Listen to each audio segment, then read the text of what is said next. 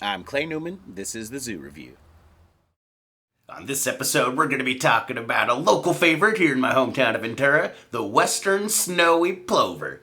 These are tiny little guys about the size of a sparrow, just 6 inches on average. And if you're not paying attention, you're going to miss them because their camouflage is perfect. Even their eggs are sand colored. They blend right into their environment.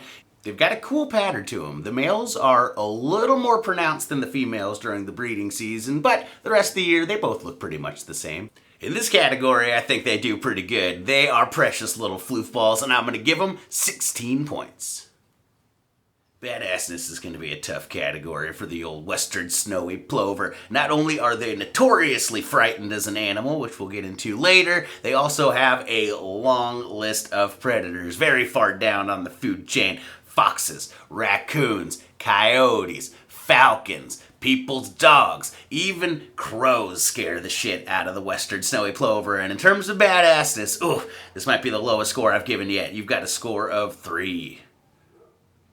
These are actually clever little birds. They exhibit a few different behaviors that are big signs of intelligence. They're smart enough to partner up. The males and females work together to take care of the nest. The female watches it during the day. The male takes over at night. But as soon as those babies hatch, that female's gone. She's banging another male. It's for the survival of the species. Don't take it personally, buddy. Frankly, I think most of the couples I know who are in quarantine right now might do the same thing when all that is over. The chicks are just the size of your thumb, but they hit the ground running. They're able to leave the nest within 3 hours of hatching, basically just as soon as they're dry, and the mother does have a couple tricks up her sleeve to keep them safe. She's able to signal to them using body language, telling them to duck down, get out of sight. Also, the broken wing technique. This bird is smart enough to fake injury in order to draw a predator away from the babies and towards the mother. Oh no, don't mind me. I'm just an injured bird. I'm just injured. Don't eat my babies. Ha! Tricked you, motherfucker.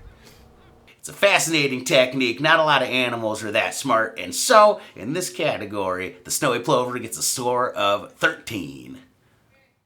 Like most animals, the special skills category is all about how did it evolve to eat more food. Its long, spindly legs allow it to run up and down the shore and look for invertebrates that are in there. It does mostly eat invertebrates like your average shorebird, but because it's got a shorter beak, it has another little trick up its sleeve too. It can run around with its mouth open through swarms of flies, just chomping away. Not the most unique, not the most special. Shorebirds are all honestly pretty standard in the special skills category. I'm going to give the western snowy plover an 8.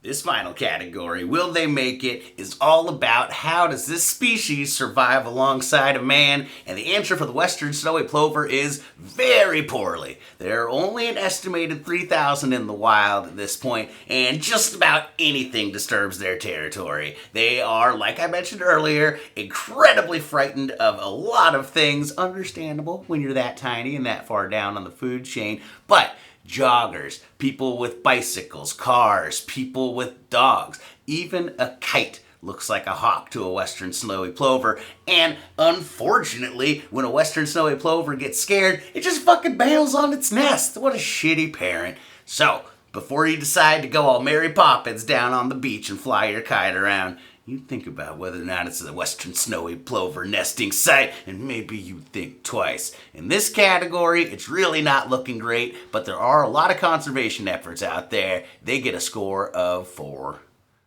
Well, western snowy plover, I think you're precious, but you only got 45 points. That's just good enough for 15th place. You're not in last. You're still beating the panda, the reticulated giraffe, and of course, the wall-drop ibis. Oh, wall-drop ibis. It might be a while before somebody takes you out of last place.